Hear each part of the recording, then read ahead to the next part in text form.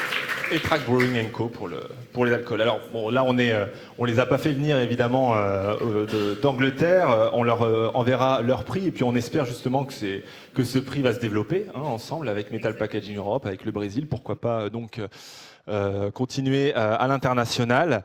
Merci pour ce dernier prix. Mesdames, on va enchaîner maintenant sur les prix, les dernières séquences, donc les 3 derniers prix du programme Chaque canette compte. Et en introduction, je dirais, à notre programme phare qu'on mène depuis 15 ans maintenant, avec tant d'associations caritatives, d'événementiels, de marques évidemment, des acteurs de l'économie sociale et solidaire. Nous avons l'immense plaisir d'avoir à nos côtés Monsieur François de Rugy ce midi, qui va venir en écho à notre introduction et à nos sujets, nous porter un peu son regard sur nos actualités et sur nos enjeux. Monsieur de Rugy.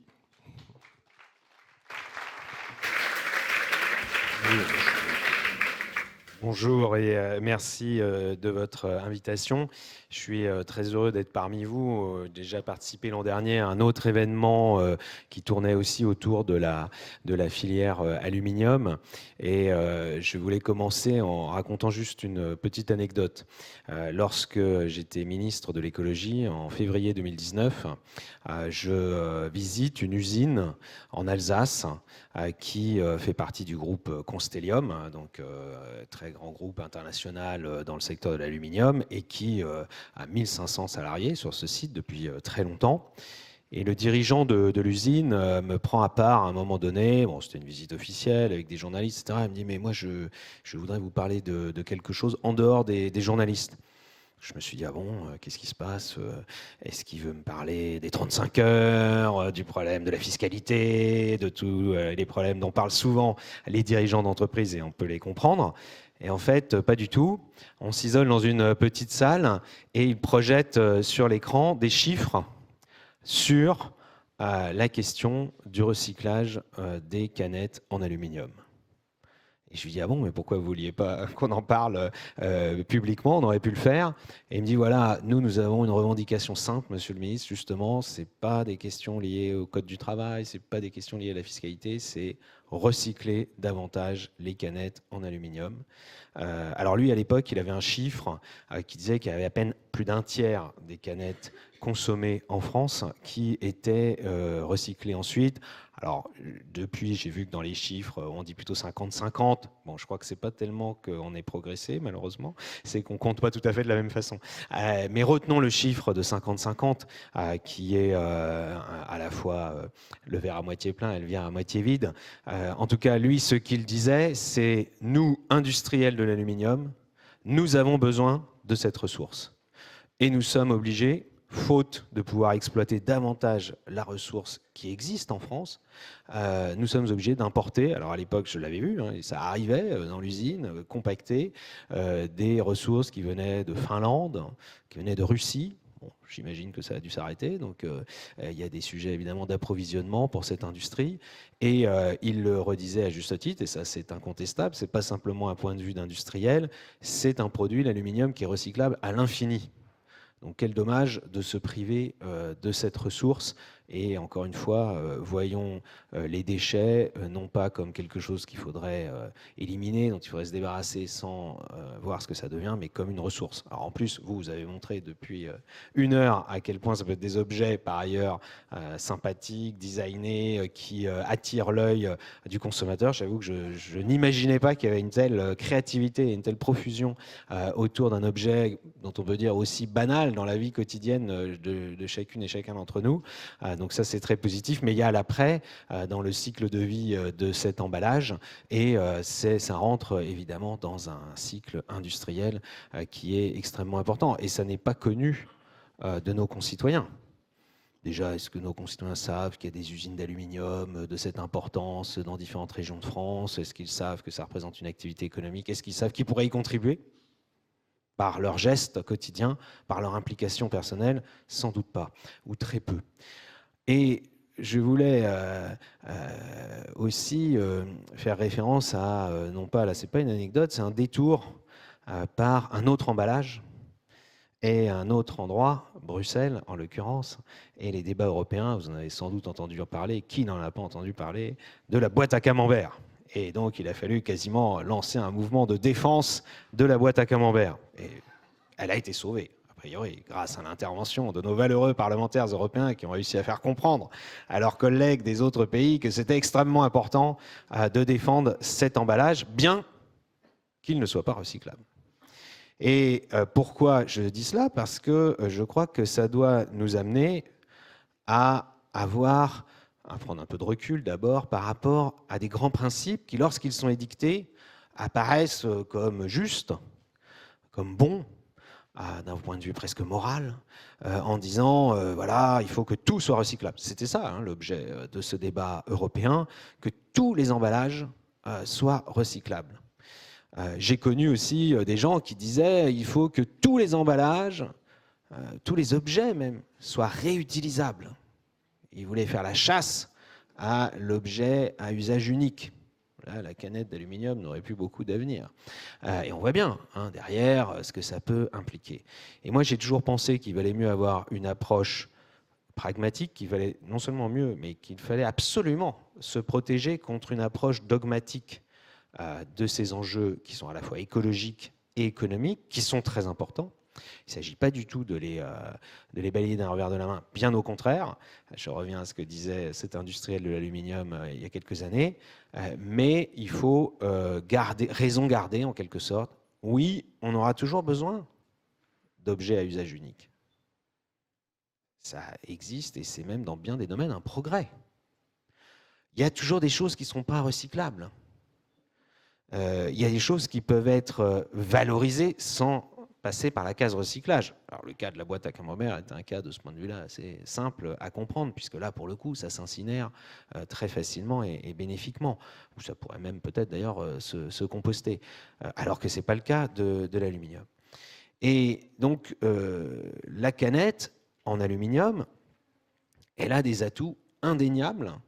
Et je pense qu'au-delà du côté esthétique que nous avons vu depuis une heure, c'est utile de porter ce message, puisque si on n'a pas une vision uniforme des choses, qu'on accepte de regarder la réalité économique, écologique dans sa diversité, dans sa complexité, les matériaux utilisés pour les emballages peuvent avoir leur utilité dans différents domaines et être moins pertinent dans d'autres. Et de ce point de vue-là, la canette a évidemment des atouts à faire valoir. D'abord, son caractère très léger. C'est quelque chose, je pense, auquel beaucoup de gens ne pensent pas. Parce que finalement, pour eux, bon, aller acheter dans un supermarché ou dans un commerce de proximité un certain nombre de boissons, si elles sont emballées dans du plastique, dans de l'aluminium, dans un drôle de matériau plus ou moins cartonné, mais qui n'est pas que cartonné. Ça, je le dis au passage parce que j'ai vu l'autre jour au bar TGV, dans la SNCF, qu'il y a une marque qui fait une grosse promotion sur « Nous sommes un emballage végétal ». Oui, ça, le carton a toujours été végétal, d'origine végétale. Ce n'est pas une grande découverte, mais sauf que ce serait vrai si tout l'emballage était en carton. Mais évidemment, ce n'est pas possible de stocker et ensuite de transporter de l'eau dans un emballage qui serait 100% en carton. Donc certes, il est végétal, mais en revanche, ce qui est sûr et certain, c'est qu'il est quand même très, très, très difficilement recyclable. Et très très difficile de séparer les matières quand elles sont à ce point imbriquées, c'est le cas de le dire. Donc si on prend la question du poids, c'est évident que l'aluminium a un avantage comparatif par rapport au verre. Et c'est important de le dire parce que ça a un impact dans la chaîne de production et de distribution, ça a un impact carbone. Quelqu'un disait tout à l'heure, on avait découvert que 45% de notre impact carbone était lié à notre emballage. Eh bien, je suis sûr que ce pourcentage varie selon qu'on y ajoute l'impact carbone du transport. Et évidemment, c'est des lois de la physique qui sont incontestables. Plus c'est lourd, plus ça va demander de l'énergie pour être transporté, alors que le volume sera exactement le même. Le volume du produit, ainsi emballé et transporté. Donc le caractère léger, qui à mon avis n'est pas connu, parce qu'en plus l'aluminium étant un métal, ce n'est pas forcément vu comme tel, je pense, par le grand public, doit être rappelé chaque fois qu'on en a l'occasion. Le recyclage à l'infini, je l'ai dit tout à l'heure, mais là aussi, Les gens ne le savent pas parce que c'est normal, hein, un citoyen consommateur ne va pas devenir un expert scientifique dans tous les domaines. Mais est-ce que le verre, par exemple, est vraiment recyclable à l'infini? Ça se discute un peu. Le carton, par exemple, on le sait, matériau qui a bien des qualités pour bien des emballages. Hein. Moi, je pense qu'on a eu tort à une époque de diaboliser le papier et le carton au nom de la protection des arbres, ce qui est absolument absurde comme raisonnement, puisqu'au contraire, c'est dans le cycle d'un bon fonctionnement de la ressource bois et forêt, c'est utile qu'il y ait ce débouché-là. Le carton et le papier ne sont pas recyclables à l'infini. Ce n'est pas vrai.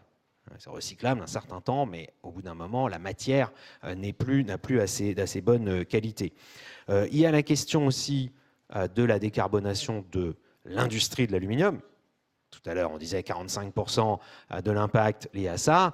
Oui, parce qu'aujourd'hui, l'industrie de l'aluminium consomme beaucoup d'énergie. L'usine que j'étais allé visiter, c'était essentiellement du gaz. Donc ça, c'est clair. Ils avaient une démarche, d'ailleurs, de décarbonation, car c'est possible. Sans doute à ce stade encore un peu un surcoût, une adaptation de l'outil de production, évidemment des normes qui doivent s'appliquer à tout le monde pour qu'il n'y ait pas de distorsion de concurrence, mais c'est possible de décarboner l'industrie de l'aluminium, comme d'ailleurs dans d'autres domaines.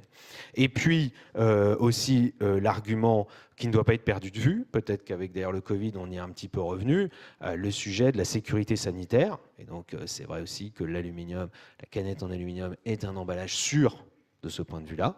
Là aussi, il faut quand même avoir ça en tête, la question des emballages réutilisables, de la question du vrac. Bon, pour les boissons, je crois que ça se pose un peu moins, mais encore, sans doute que des intégristes du vrac et des emballages réutilisables seraient prêts à mettre des boissons dedans. Il y a quand même des petits sujets sanitaires qui peuvent se poser à un moment donné, et de ce point de vue-là, c'est important de pouvoir garantir aux consommateurs la plus grande sécurité. Une fois qu'on a dit tout cela, en revanche, on ne peut pas finir, si on peut dire, en ayant uniquement tous ces atouts en tête, sans réfléchir à ce qu'on peut améliorer. Et je crois que c'est tout l'enjeu et l'engagement aussi de la filière que de vouloir améliorer le taux de recyclage de cet objet vraiment de la vie courante, qui en plus devient de plus en plus un objet de la vie courante, qui est la canette en aluminium. De ce point de vue-là, il y a la perspective de la consigne. Il y a beaucoup de débats entre les élus locaux qui gèrent la collecte et l'élimination des déchets ménagers, dont certains ont fait des efforts, d'autres pas du tout, donc ils n'ont pas le même regard sur la consigne. Mais si on met ça un petit peu de côté et qu'on regarde un peu plus à long terme, c'est évident que la consigne est un levier pour améliorer considérablement le geste de tri, qui implique tout un chacun, il faut aussi le dire. Ça ne peut pas être que les industriels, que les distributeurs, que les metteurs en marché qui utilisent ces emballages, que les collectivités, que l'État. Non, il y a un moment donné, c'est aussi un geste qui implique chacune et chacun d'entre nous. Et ça, c'est le cas dans tous les domaines d'ailleurs qui ont trait à l'écologie, comme dans la santé ou comme dans plein d'autres domaines d'ailleurs. Et donc, en effet, si on réussit à enclencher ce cercle vertueux, on aura à ce moment-là vraiment, on aura bouclé la boucle en quelque sorte de ce matériau, de cet objet et de ce matériau qui sont recyclables à l'infini. Et peut-être qu'au lieu de mettre recyclable, certains un jour inscriront sur ces canettes cette fameuse citation d'un grand scientifique français, rien ne se perd, rien ne se crée, tout se transforme. Merci. Merci. Merci beaucoup, Monsieur de Rugy. Alors, effectivement, j'ai noté effectivement qu'on avait encore beaucoup de travail à faire sur la communication auprès de nos concitoyens. Les marques ont effectivement aussi cet enjeu-là, et je pense qu'avec notamment le prix de l'ambassadeur du recyclage, je pense que tout ça va dans le bon sens. Et à notre échelle, nous aussi, industrie, on opère depuis 15 ans avec le programme Chaque canette compte pour faire savoir justement l'importance du recyclage de la canette. Il est temps maintenant donc de passer à la dernière partie de la cérémonie. J'appelle Thomas Lebouvier, manager du programme Chaque canette compte en France, et Géraldine Guyot, responsable des services hors foyer, pour animer cette dernière partie. Thomas, c'est à toi. Merci, bonjour à toutes et à tous. Merci beaucoup Lucien, bravo pour l'organisation. Merci Monsieur de Rugy aussi pour ces quelques mots, ces témoignages. Étant d'origine normande, je suis aussi totalement d'accord avec vous. Vive la boîte de camembert. Je profite de l'occasion aussi, Lucien, pour célébrer nos 5 ans de collaboration professionnelle. Voilà, toujours un plaisir, avec des centaines d'événements, je pense, partout en France, même en Guadeloupe, et toujours un dynamisme très fort, de nombreuses activités avec les marques, avec les agences. Voilà, un grand plaisir au quotidien. Et donc, Lucien, comme tu le disais, le programme Chaque canette compte, il est né en Angleterre, et ça fait maintenant bientôt 15 ans qu'il est présent en France, et donc c'est devenu un leader dans la sensibilisation et la collecte en hors foyer. Donc on a aujourd'hui 3 prix, Chaque canette compte et Citeo, pour 5 lauréats. Et en fait, finalement, ces prix, ils récompensent les 3 piliers du programme.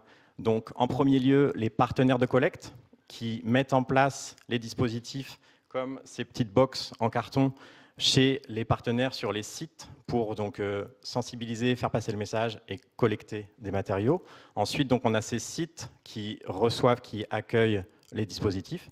Et en dernier lieu, on a les événements grand public qui nous permettent de toucher voilà, une audience importante dans des contextes de loisirs qui sont tout à fait appropriés. Et donc, je passe la main à Géraldine pour ces prix et quelques mots peut-être sur le partenariat. Tout à fait. Quelques mots sur Citeo. Ça fait plus de 30 ans qu'on œuvre sur l'économie circulaire et la réduction de l'impact environnemental des emballages et des papiers. Et on travaille pour cela avec les industriels, les collectivités et l'ensemble des acteurs de la chaîne. Et il y a... Quand on parle d'emballage à usage unique et de canettes, il y a une notion et un enjeu fondamental, c'est la continuité du geste de tri. Tous les Français peuvent trier à domicile. L'idée, c'est que maintenant, ils puissent trier partout, tout le temps, dans toutes leurs opérations de consommation nomade, sur l'espace public, dans les événements, dans les différents établissements recevant du public. Et pour ça, il y a besoin de mobiliser beaucoup d'acteurs et aussi de généraliser ce geste de tri hors foyer, mobiliser les consommateurs, les citoyens pour qu'ils systématisent ce geste de tri. Et pour ça, on peut compter sur Chaque canette compte et les connexions avec qui nous sommes partenaires depuis 2014. Je salue la proximité avec le terrain, la capacité à mobiliser des communautés, à vraiment arriver à leur parler à tout type de public, aller au front finalement, et mobiliser notamment la jeunesse, ce qui est très puissant, et avec du coup, je trouve une vision ludique, positive, qui est sans moralisation et qui est très efficace, j'en suis sûre, et on le voit au quotidien pour mobiliser dans le temps et engager sur ce sujet, faire savoir que la canette, c'est en métal, ça se recycle, ça se trie, quel que soit le moment de consommation. Et donc on passe au premier prix spécial Citeo. Il y a un certain nombre de structures, donc des associations caritatives, des entreprises de l'économie sociale et solidaire qui finalement, donc, on le disait, sont vraiment des ambassadeurs aussi au quotidien puisqu'ils viennent donc, notamment utiliser des box en carton. C'est des messages qui sont vraiment très simples mais qui rappellent voilà, le geste du quotidien. C'est pas un effort, donc c'est la box verte ou c'est le bac jaune avec Citeo. Et finalement, donc, ces canettes collectées, elles ont de la valeur, on peut les revendre et grâce à cela, ça permet de financer des initiatives pour des associations. Donc, c'est le cas aujourd'hui, je crois, pour le lauréat. Donc déjà, bravo à l'ensemble des partenaires. Et du coup, cette année, nous avons décidé de remettre le prix spécial Canette d'Or Citeo à Canette Partage. On peut les applaudir.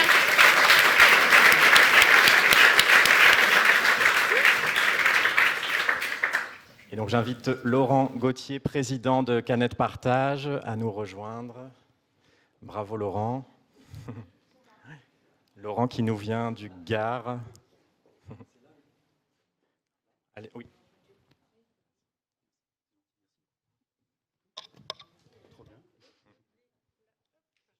Voilà donc. Merci, bonjour à toutes et à tous. Vous l'avez vu, je suis un peu malvoyant, donc c'est un peu compliqué, les lumières piquent les yeux, mais c'est pas grave en fait. Merci pour ce prix, merci Lucien, merci à la boîte boisson, merci à Chaque canette compte, merci Thomas pour ta gentillesse, merci Citeo pour votre gentillesse. Canette Partage en fait devait durer 3 mois en 2006. Au jour d'aujourd'hui, en fait, on a valorisé en fin d'année 70 millions de canettes. Grâce à cet emballage, en fait, on a aidé plus de 11 000 enfants en France et dans le monde sans demander un centime à personne. Donc ces canettes, en fait, elles ne sont pas consommées en domicile, elles sont consommées en fait, à l'extérieur. Et c'est souvent en fait, des canettes qu'on ramasse sur les trottoirs, dans les caniveaux, dans les rues, après des manifestations, dans les forêts, dans les ruisseaux, au bord des mers et dans les océans. Et voilà, donc je vais faire très très court. En fait, je vous présente notre parrain, peut-être que vous connaissez tous. Il s'appelle Gilles Alma. Et je suis vraiment trop fier qu'il soit là avec nous parce que... Merci. Non, moi je suis là pour faire joli. Bon, je ne sais pas si c'est le cas, mais non, je suis très conscient. Alors, pour ceux qui ne me connaissent pas, j'étais dans la série Nos chers voisins. Voilà, je vous ai entendu dire, c'est mon cousin, mon beau-frère. Non, j'étais à la télé. Voilà, Nos chers voisins, et j'ai une série sur France 2 qui s'appelle César Weiner.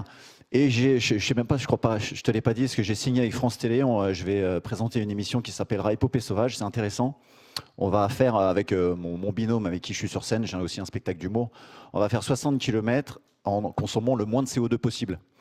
Donc on va, voilà, alors au-delà du transport, je pense qu'on pourra peut-être aborder dans l'émission, je verrai avec la production et puis avec France Télé, ce que coûte pour la planète une canette. Si elle est jetée par terre, bon, ben là c'est la cata, mais si elle est recyclée, on pourra voir ça. Je pense qu'on va essayer d'aller au bout du sujet.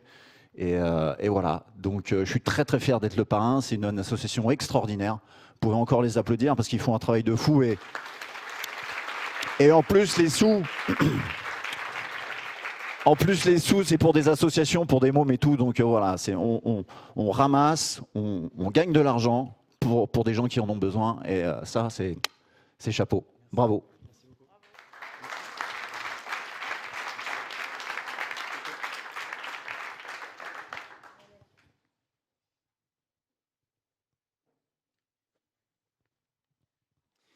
Merci beaucoup et bravo.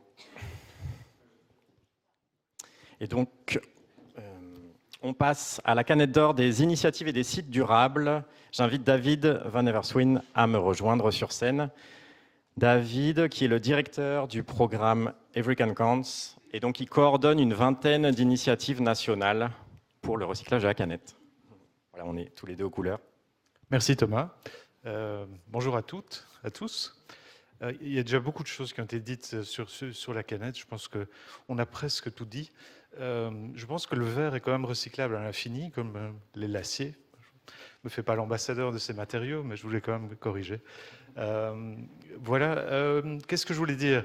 Je voudrais remercier surtout tous les partenaires, les marques qui sont dans la salle, qui soutiennent le programme. Je voudrais inviter aussi toutes les marques qui ne soutiennent pas encore le programme Chaque année de compte à prendre contact, à s'engager. Je pense qu'ils font un boulot absolument formidable depuis presque 15 ans.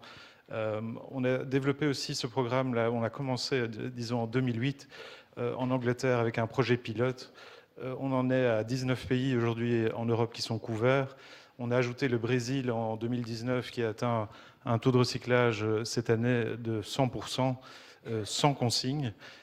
Il faut quand même le souligner. Et voilà, donc la valeur de ce matériau des canettes est absolument formidable. Elle permet à des associations d'aider des personnes dans le besoin. C'est la même chose au Brésil. C'est vraiment la valeur du matériau qui permet d'atteindre des taux de recyclage aussi élevés. Et voilà, un peu dans le futur, on est en train de mettre en place le programme aux Émirats arabes unis. On voudrait le lancer ici à l'occasion de la COP 28 en décembre. Et on a un projet aussi pour l'année prochaine de lancer le programme aux États-Unis. Donc voilà, je pense que le programme a encore un bel avenir. Il y a beaucoup de choses à faire, y compris en France encore. Donc voilà, merci beaucoup à tous.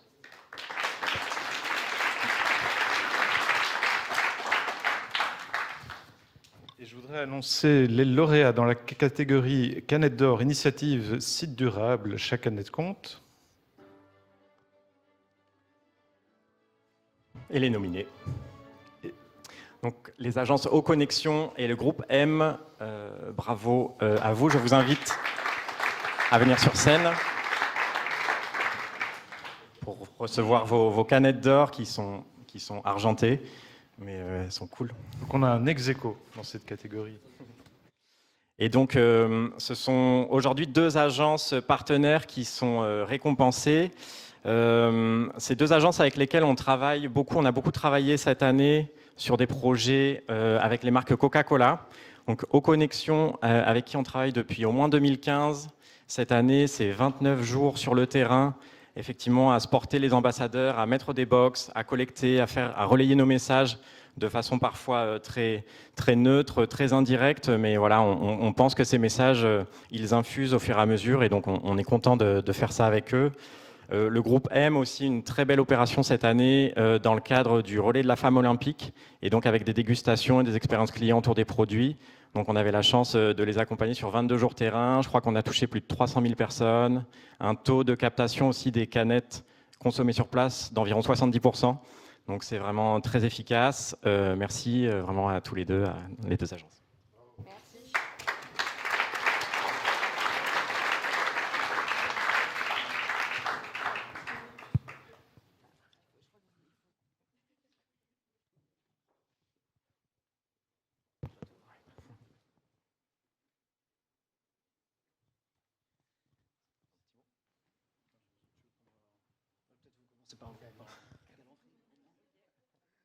Alors du coup, merci à tous, merci à chaque canette compte, merci à Citeo, merci à Connexion et aussi à Coca-Cola qui est notre donc un des clients historiques. Il faut savoir que le développement durable et la RSE, c'est des enjeux prioritaires au sein de l'agence Connexion. On a eu la certification ISO 20121 en 2022 qu'on a mis 2 ans à avoir.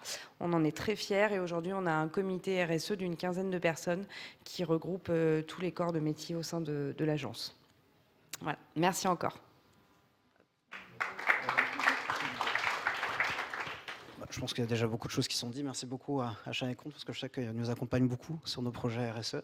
Je sais qu'on est dans un secteur qui est très complexe, forcément événementiel, parce que c'est dichotomique avec la partie forcément éco-responsable.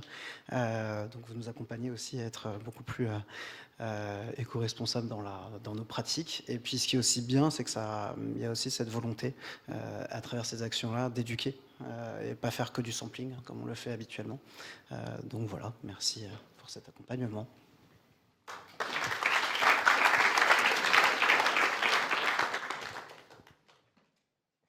Et la suite, la canette d'or de l'événement durable. Et donc j'appelle Bartholomiej Vojdilo, président Every Can Counts, et Vital Beauvois, vice-président Every Can Counts. Donc cette catégorie événement durable, en fait, elle met en lumière des événements où le programme Chaque canette compte intervient.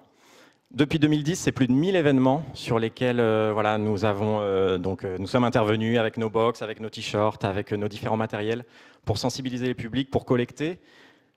Donc on peut voir la slide des nominés. On a quatre très beaux événements. En 2022, on était sur le village du marathon de Colmar. En 2023, donc 3 événements. La Coupe du monde de rugby, forcément, où on a pu sensibiliser les publics aux abords des stades, la ville de Marseille, où on est venu dans le cadre de la Journée internationale de l'environnement les 3 et 4 juin pour sensibiliser les publics, déambuler et réaliser un Pixel Can. Et le Tour de France aussi, avec qui on travaille depuis de nombreuses années, notamment sur les fan parks, pour sensibiliser les publics et mettre en place le tri sélectif avec le soutien de Citeo. Et donc, Bartholomiej, je te passe la main. Thank you, Thomas.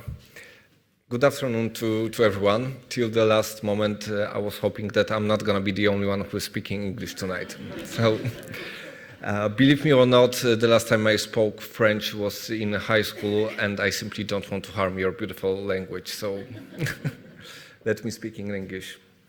Some time ago, within the Every Can Counts, we decided to measure our global impact of our initiative, of our great initiative. We selected a couple of KPIs and started to measure it. In 2022, our campaign reached out using social media already to 120 millions using the traditional media and over 50 millions with the social media accounts that we are running. And that's just the beginning, because already we can see the high increase for 2023, only looking at the metering reports. But what is really important for Every Can Counts is the fact that we are hands-on people. It's not only that we communicate with the consumers using the wording, text, or nice pictures on social media. We are there on the biggest events everywhere in the world, starting with Carnival in Rio de Janeiro, Formula One, Tour de France, Exit Festival, just to name a couple of those. Now we're going to be in 2 weeks at the COP28 in Dubai. So the initiative that started a couple of years ago in UK only now has become pretty much global initiative, as you can see. And I'm really proud of it. It wouldn't be possible without all these people like Lucien and Thomas working for Chaque Canette Compte, our French program. And I believe we all believe in this case. And that's why we can succeed in the future. Thank you. But going back to the business.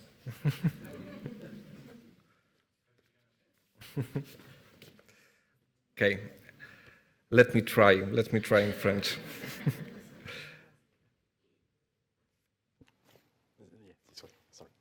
Okay, not this one.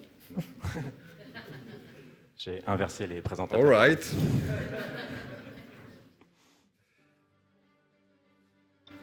Now it's getting even more difficult because I was prepared to the previous one. But basically, the winner is Ville de Marseille.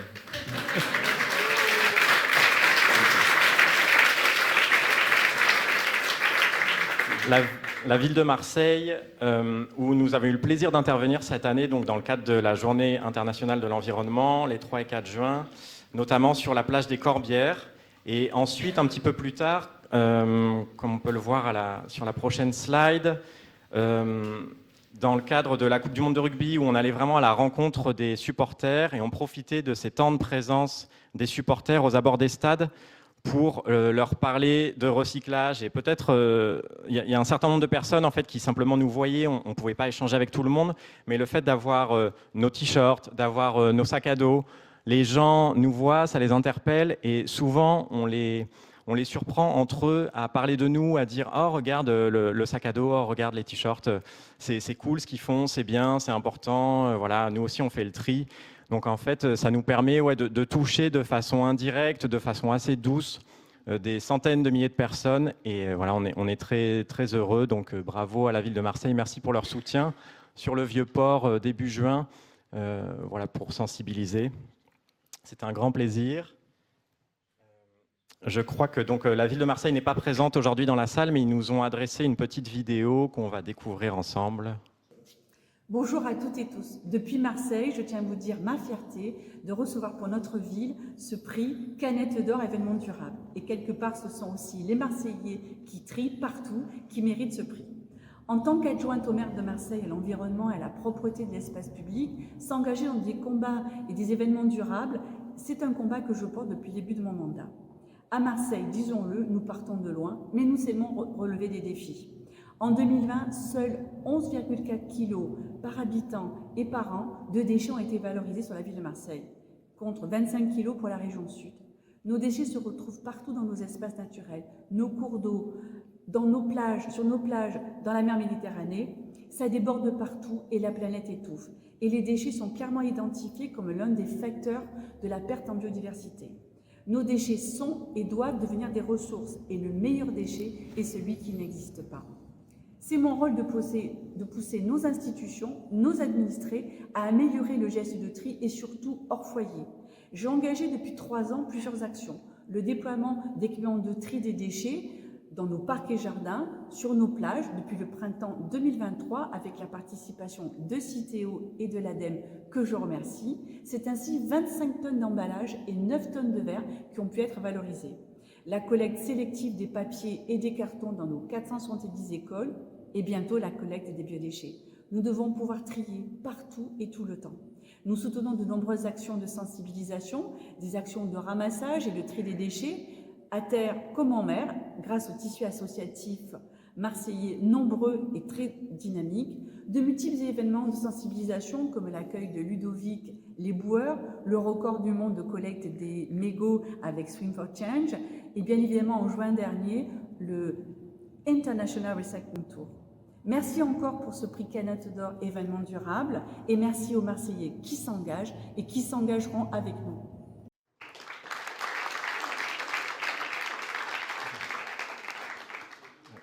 Donc, merci Marseille et voilà, avec grand plaisir on reviendra. Et donc j'arrive sur ma dernière fiche. Le prix de la marque engagée Et donc cette fois, j'appelle Vital Beauvois, excuse-moi. Pas de souci, pas de souci. Alors moi, je représente Every Can Counts aujourd'hui, mais je suis aussi le salarié de cette fameuse usine alsacienne qui produit de l'aluminium. Donc je vous avais reçu, je vous avais vu il y a quelques années maintenant. Donc quelques mots sur Every Can Counts. Donc, mes collègues l'ont dit, c'est aujourd'hui 19 pays, peut-être d'autres demain, et tous les ans on fait ce qu'on appelle en mauvais français International Recycling Tour, autour de la Journée mondiale de l'environnement. On demande le même jour à toutes nos équipes de se mobiliser pour faire des actions pour promouvoir le recyclage de la canette. Cette année, on l'a encore fait sur plus d'une vingtaine de villes, donc au Parthénon à Athènes, sur les plages brésiliennes, à Paris, à Marseille, dans pas mal d'endroits. On a pu toucher cette année 19 millions de personnes avec notre message. Donc même si on est une initiative petite à notre échelle, on arrive à toucher beaucoup de monde avec des messages qui sont aussi, on essaye de le faire de manière fun pour inciter tous les gens à nous rejoindre dans ce voyage du recyclage. Donc aujourd'hui, je remets le prix de la canette d'or, le prix spécial de la marque Engagé. Et le lauréat est Tourtel Twist.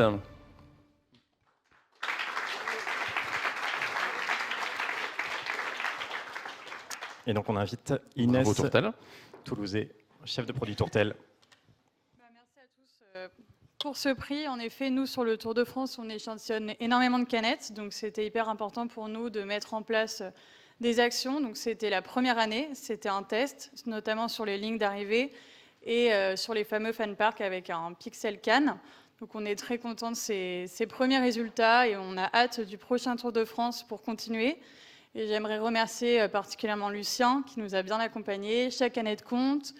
Notre agence d'activation, l'usine, et évidemment ASO, qui nous a beaucoup soutenus dans ces activations. Merci à tous.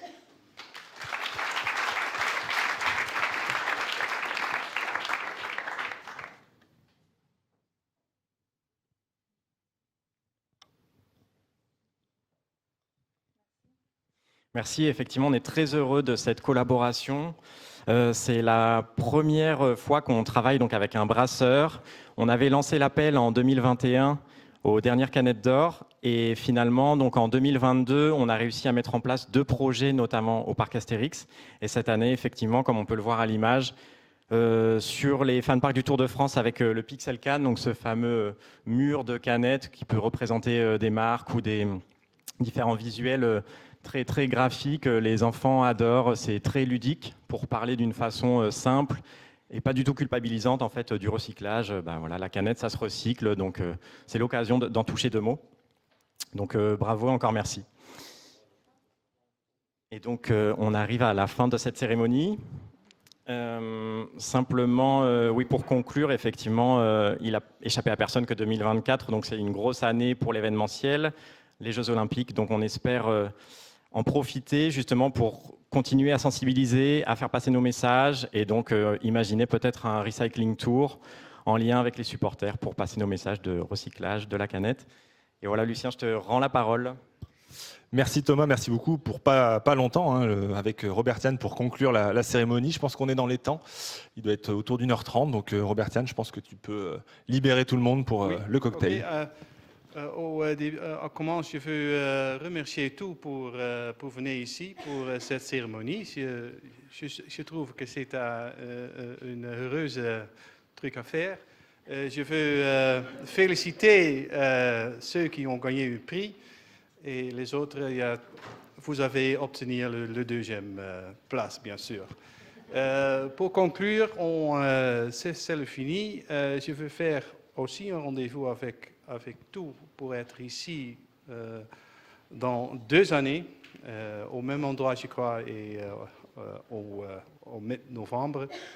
Et pour conclure, on veut boire un coup, je crois, là-bas. OK, c'est par là. Et on peut parler un peu avec. Merci à tous. Et bravo pour ton français, parce que on n'emmènerait pas large sur le néerlandais. Donc,